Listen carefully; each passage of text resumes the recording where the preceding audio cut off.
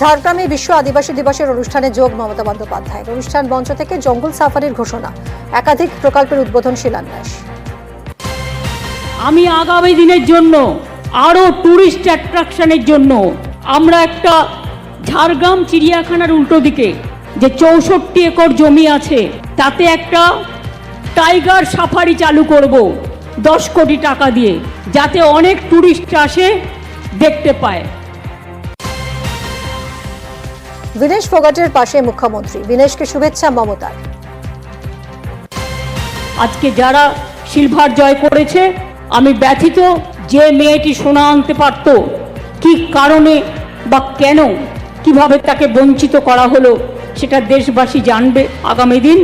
তবে তাকেও আমি অনেক সংগ্রামী অভিনন্দন জানাই।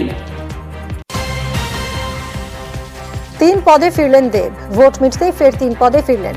3রা ফেব্রুয়ারি 3টি পদ থেকে ইস্তফা দেন দেব। ইস্তফা বীরসিংহ উন্নয়ন পর্ষদের ভাইস চেয়ারম্যান পদ থেকে, ইস্তফা দেন আরও 2টি গুরুত্বপূর্ণ পদ থেকে। ভোটের পরে 3টি পদেই ফিরলেন ঘাটালের তৃণমূল সাংসদ। বিদায় বুদ্ধদেব, শেষবারের মতো বিধানসভায় বুদ্ধদেব ভট্টাচার্য। দীর্ঘ রাজনৈতিক জীবনের সাক্ষী বিধানসভা। করজোড়ে প্রাক্তন মুখ্যমন্ত্রীকে প্রণাম অভিষেক বন্দ্যোপাধ্যায়ের, শ্রদ্ধা নিবেদন ডিজি রাজীব কুমারের, মাল্যদান অধ্যক্ষের শোভন ফিরহাদের, পাশাপাশি শ্রদ্ধা নিবেদন বিরোধী দলনেতার। কথা বললেন মীরা ভট্টাচার্যের সঙ্গে। বিধানসভার বাইরে অনুগামীদের ভিড়। কমরেডকে চোখের জলে শেষ বিদায়। আলিমুদ্দিনে লাল গোলাপ, লাল পতাকায় প্রিয় নেতাকে শেষ বিদায়। শ্রদ্ধা জ্ঞাপন পলিট ব্যুরো সদস্যদের। বুদ্ধদেবের শেষ যাত্রায় মুছল বিভেদ। মুজাফফর আহমেদ ভবনে শেষ শ্রদ্ধায় একযোগে কংগ্রেস, তৃণমূল, বিজেপি নেতারা। হাতে ছবি, মালা, পতাকা নিয়ে আলিমুদ্দিনের বাইরে শয়ে শয়ে দলীয় কর্মী সমর্থকদের ভিড়। আলিমুদ্দিনে বুদ্ধ আবেগ, ব্যারিকেড ভেঙে ঢুকে যান অনেকেই। গেট বন্ধ করে দেওয়ার পরেও বাইরে অনুরাগীদের অপেক্ষা। শেষবার দেখার অপেক্ষায় ভিড়, জনস্রোতে আটকে যায় শববাহী শকট। আলিমুদ্দিনে বুদ্ধদেবকে শেষ বিদায়ের পর প্রাক্তন মুখ্যমন্ত্রীর মরদেহ নিয়ে যাওয়া হয় সিপিএম এর যুব সংগঠন ডিওয়াইএফআই এর রাজ্য দফতর দীনেশ মজুমদার ভবনে। বুদ্ধদেব ছিলেন ডিওয়াইএফআই এর রাজ্য শাখার প্রতিষ্ঠাতা সম্পাদক।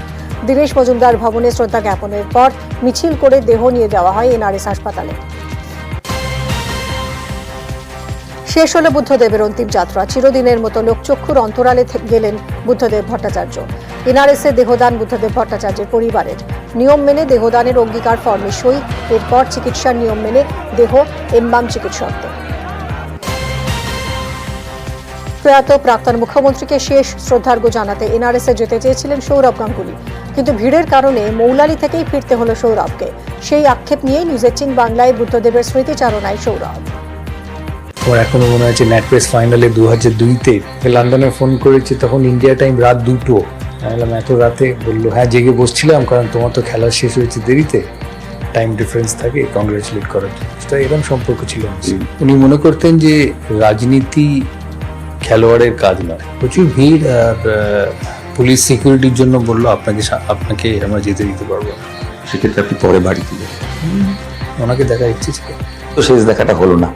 হ্যাঁ ঠিক আছে, কি করা যাবে। আর ওনার আত্মার শান্তি কামনা করি। দেখে নিতে আমি খুব খুশি, উনি 80 বছর অব্দি বেঁচেছেন। খুব ভালো মানুষ ছিলেন। কুলতলির পেটকুল চাঁদ ও জামতলা সেতু। 2003 সালে এই সেতুর উদ্বোধনে কুলতলিতে এসেছিলেন বুদ্ধদেব ভট্টাচার্য। সেতু উদ্বোধনের অনুষ্ঠানে উপস্থিত ছিলেন স্থানীয় দেবীপুর উচ্চ বিদ্যালয়ের তৎকালীন শিক্ষক। প্রাক্তন মুখ্যমন্ত্রীর মৃত্যুতে স্মৃতিচারণায় স্কুলের শিক্ষক অমলেন্দু প্রামাণিক। ভালোবাসতেন বই, তাই তাঁর হাত দিয়েই 2013 সালে উদ্বোধন হয়েছিল তমলুক নিমতৌরিতে জেলা সিপিআইএম পার্টি অফিসের পাঠাগারে। প্রাক্তন মুখ্যমন্ত্রীর প্রয়াণে সেই সমস্ত স্মৃতি আজ উজ্জ্বল। শুধু পাঠাগারের উদ্বোধনই নয়, দলের বিভিন্ন কর্মসূচিতেও তিনি বারে বারে এখানে এসেছেন।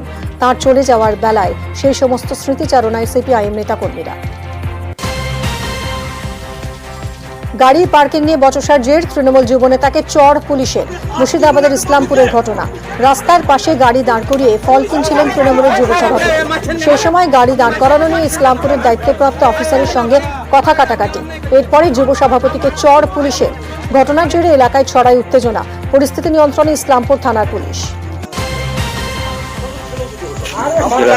সেই জায়গায় হাত তুলবেন আপনি হাত তুলবেন একটা পাবলিককে কেন কলার ধরলেন পুলিশ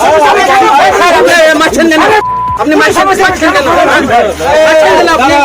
আপনি অন্যায় করছেন এখন যাত্রীবাহী বাসে আগ্নেয়াস্ত্র সহ আটক এক। ঝাড়খণ্ডের গিরিডি থেকে কলকাতাগামী বাসে পুলিশি অভিযান। ধৃতের কাছ থেকে 4টি আগ্নেয়াস্ত্র এবং 2 রাউন্ড কার্তুজ উদ্ধার। গোপন সূত্রে খবর পেয়ে 19 নম্বর জাতীয় সড়কে ডুবুডিহি চেকপোস্টের কাছে তল্লাশি পুলিশের।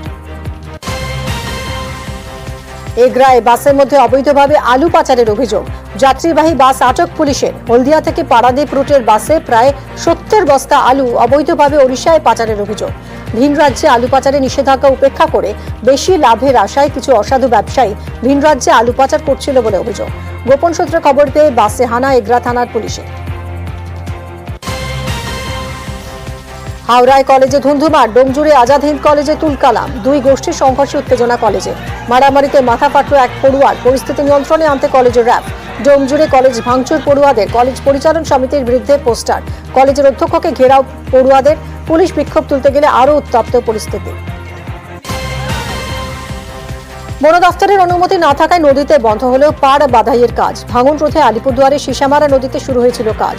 অনুমতি ছাড়া বনাঞ্চলের ভিতরে কাজ করায় কাজ বন্ধ করল জলদাপাড়া জাতীয় উদ্যান কর্তৃপক্ষ। শ্রমিকদের বকেয়া না মিটিয়েই এলাকা ছাড়ল ঠিকাদার সংস্থা। কাজ বন্ধ হওয়ায় স্থানীয়দের ক্ষোভ। যদিও ফের কাজ শুরুর আশ্বাস জেলা সেচ দফতর সহ শালকুমার 1 নম্বর গ্রাম পঞ্চায়েত প্রধানের। কোচবিহারের শীতলকুচি দিয়ে ভারতে অনুপ্রবেশের চেষ্টা। সীমান্ত পেরিয়ে ভারতে ঢোকার চেষ্টা বাংলাদেশিদের। অনুপ্রবেশ রুখতে তৎপর বিএসএফ। সীমান্তে কড়া নজরদারি।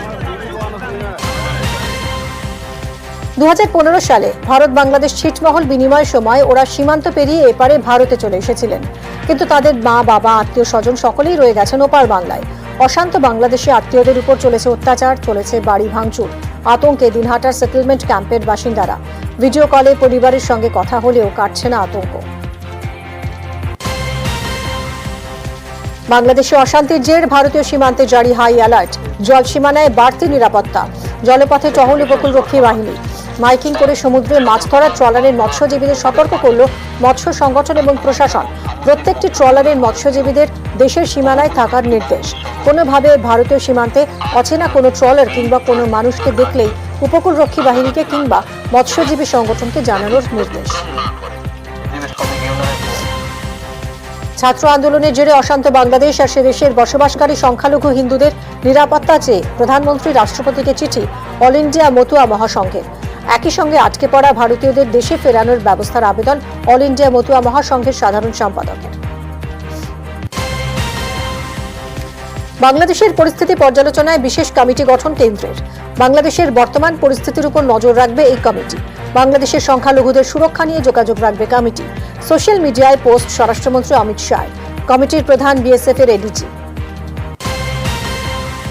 শুক্রবার রাজ্যসভায় জয়া বচ্চন ও জগদীপ ধনখড়ের বাগযুদ্ধে তুলকালাম।